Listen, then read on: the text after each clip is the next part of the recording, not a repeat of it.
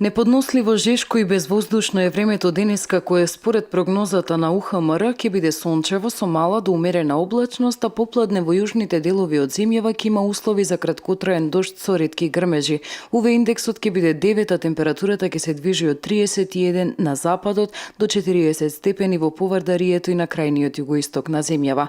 До петок ќе се задржи претежно сончево и многу топло време. Излеговме на терен за да ги прашаме битолчани како се справуваат со жешкото и дали имаат проблеми. Еве некако се снаоѓаме. Имате ли некакви проблеми од топлот? Како не секој има, нормално. Ама се контролира. Колку што можеме престојуваме повеќе во климатизирани простори, ама то многу малце време. Многу тешко пиле да ти кажа. Имате ли некаква мака? Па бе, имаме, ама ај, со Бога што ќе правиме. Со ладно, со ладење, оценка вака седиме. Излегувате ли во оној период кога е забранет? Ако имам некоја хитна потреба, излегувам, инаку не.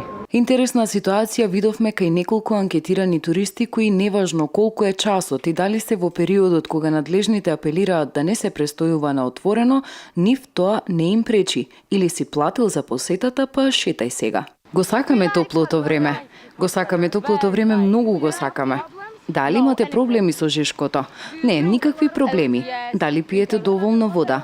Да, пиеме вода доволно, обично носиме и капи, но ете сега не ги ставивме.